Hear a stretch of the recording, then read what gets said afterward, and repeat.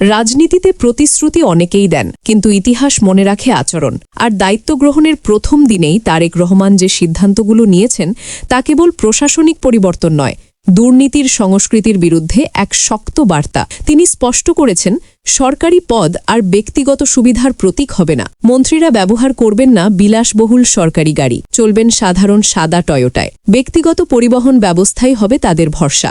সরকারি চালক, সরকারি জ্বালানি, সবকিছুর অপব্যবহার বন্ধের ঘোষণা। বার্তাটি পরিষ্কার, রাষ্ট্রীয় সম্পদ মানে জনগণের সম্পদ। সবচেয়ে আলোচিত সিদ্ধান্ত এসেছে ভিভিআইপি সংস্কৃতিতে। প্রধানমন্ত্রীর গাড়িবহর সীমিত থাকবে মাত্র 4টি গাড়িতে, আর চলাচলের সময় সড়ক বন্ধ করা হবে না। কোনো অ্যাম্বুলেন্স আর আটকে থাকবে না, কোনো শিক্ষার্থী পরীক্ষায় দেরি করবে না, কোনো শ্রমিক কাজ হারাবে না।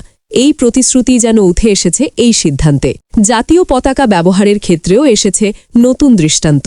নিয়মিত চলাচলে নয়, কেবল রাষ্ট্রীয় অতিথি এলে ব্যবহৃত হবে পতাকা। বার্তা একটাই, জাতীয় প্রতীক কোনো ব্যক্তির নয়, পুরো জাতির। প্রশাসনিক সংস্কারেও গতি আনার ঘোষণা দিয়েছেন তিনি। মন্ত্রিসভার বৈঠক হবে সচিবালয়, ব্যক্তিকেন্দ্রিকতার বদলে প্রাতিষ্ঠানিক কাঠামোকে গুরুত্ব দিয়ে। এমনকি শনিবারও কাজ করার ইঙ্গিত। ফাইল জট আর দীর্ঘসূত্রতার সংস্কৃতিকে চ্যালেঞ্জ। এই পদক্ষেপগুলোর আর্থিক মূল্য হয়তো সীমিত, কিন্তু নৈতিক মূল্য বিশাল। কারণ দুর্নীতি শুধু অর্থ আত্মসাৎ নয়, ক্ষমতার অপব্যবহারও দুর্নীতি। বহুদিন ধরে যে ক্ষমতার দাম্ভিকতা নাগরিকদের ক্ষুব্ধ করেছে, তার বিরুদ্ধে এটি এক প্রতীকী কিন্তু তাৎপর্যপূর্ণ সূচনা। বাংলাদেশের তরুণ প্রজন্ম চেয়েছে ন্যায়, মর্যাদা আর বৈষম্যহীন রাষ্ট্র।